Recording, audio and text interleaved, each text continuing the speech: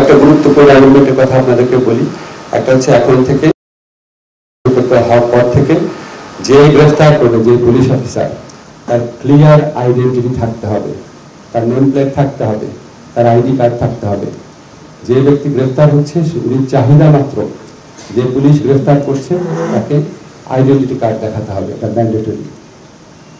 এরপর হচ্ছে তাকে যখন থানায় নিয়ে আসা হবে যত দ্রুত সম্ভব গ্রেফতারকৃত ব্যক্তির পরিবার, বন্ধু বা লয়ারকে তার সাথে যোগাযোগ করে জানাতে হবে যাতে গ্রেফতার করেছে, আমরা এই কারণে গ্রেফতার করেছি, এই মামলায় গ্রেফতার করেছি এবং গ্রেফতারকৃত ব্যক্তি এখানে আছেন।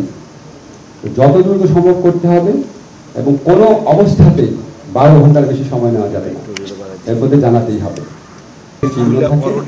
গ্রেফতারকৃত ব্যক্তি যদি বলে আমি অসুস্থ বোধ করছি, অবশ্যই সাথে সাথে নিকটস্থ ডাক্তারের কাছে নিয়ে তাকে প্রাইমারি চিকিৎসা সুবিধা দিতে হবে।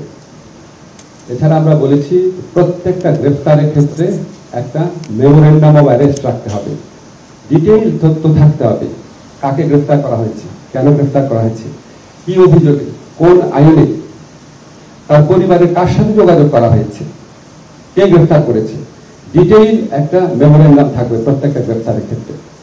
আপনারা জানেন আগে সরকারের ফ্যাসিস্ট সরকারের আমলে বিভিন্ন এজেন্সি গ্রেফতার করতো, বলতো আমরা তো জানি না, র্যাব গ্রেফতার করে বলতো যে পুলিশ জানে, পুলিশ গ্রেফতার করে বলতো যে অন্য এজেন্সির নাম বলতো।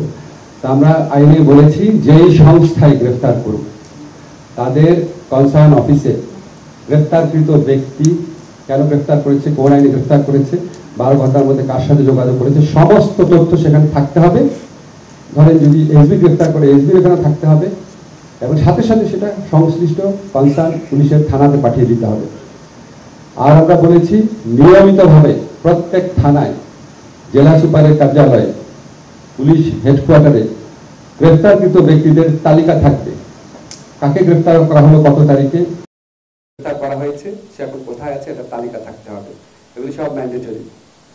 আপনারা জানেন সন্দেহের অবকাশে 54-এ ইচ্ছা মতো গ্রেফতার করা হতো, সেখানে আমরা উল্লেখযোগ্য পরিবর্তন এনেছি।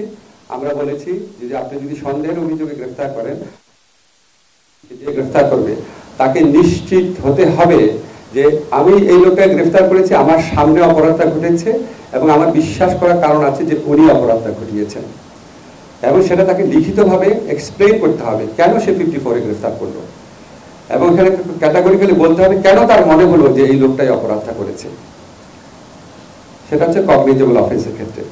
নন কগনিজেবল অফেন্স বা আরেকটু লেসার অপরাধ, 7 বছরের নিচে যে অপরাধ, সেখানে এটা তো করতে হবেই, প্লাস একই সাথে তাকে সন্তুষ্ট হতে হবে যে আমি যদি গ্রেফতার না করি লোকটা পালিয়ে যেতে পারে। এই দুইটা কন্ডিশন ফুলফিল হলে 54-এর আন্ডারে গ্রেফতার করতে পারবে।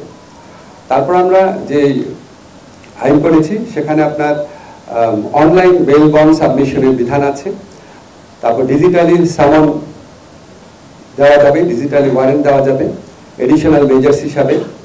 এছাড়া আমরা বিচারিক যে তদারকি যে কোনো গ্রেফতারের ক্ষেত্রে সেটা আরও স্ট্রং করেছি।